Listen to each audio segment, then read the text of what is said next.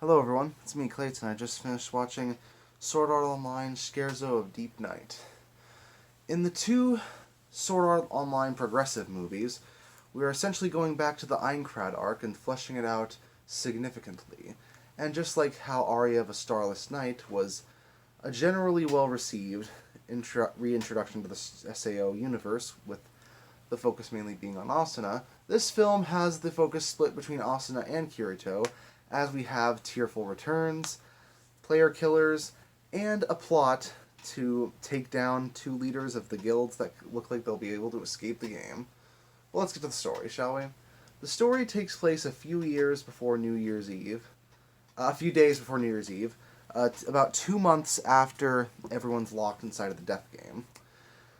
Asuna and Kirito find out about a plot to have the two leaders of certain of the two best guilds in the game kill each other, and so that a power struggle can take place and the player killers or PKers can take over, just to end up satisfying their own desires and to squash the only chance our heroes can have at escaping the game.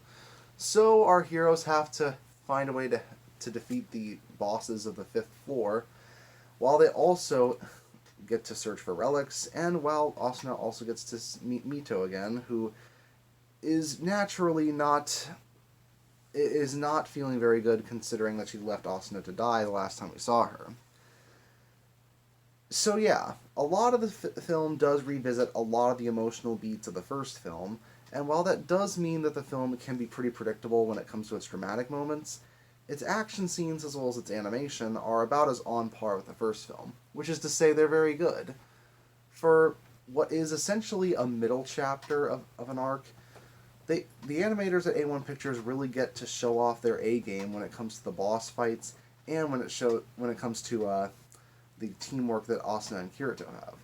And considering that Argo ends up showing up in this film and has a significant supportive role, it helps that she's a lot of fun to watch. Her fighting style with her claws is really good, and she happens to bring out the best in both Asuna and Kirito with her teasing nature.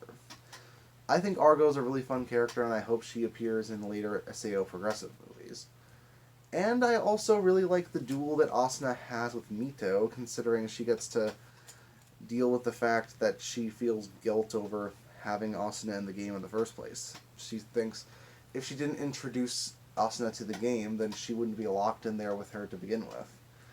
And she also naturally feels guilt over running away rather than trying to save her last time.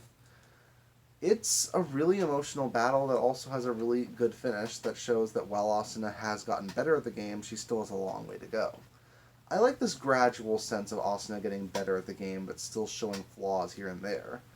It really shows some realism when it comes to her skill in the game, considering that it's still only been a few months since she's been inside the game, so naturally she would struggle a bit more than Kirito would, especially since he was a beta tester from the beginning.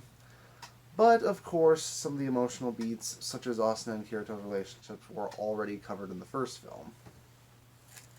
And even some of the boss fights do feel like they are repeating themselves. But one boss fight in particular, against a giant golem, takes over most of the film's climax, and it is a very impressive battle.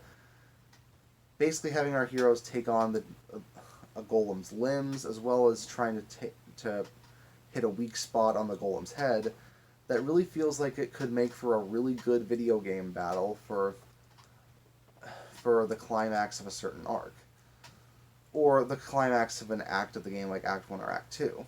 So Scherzo of the Deep Night isn't exactly for anyone who isn't a huge fan of SAO, but for the big fans of SAO, it's a decent, if somewhat predictable journey. That's why I'm going to give it a 7 out of 10. See you next time.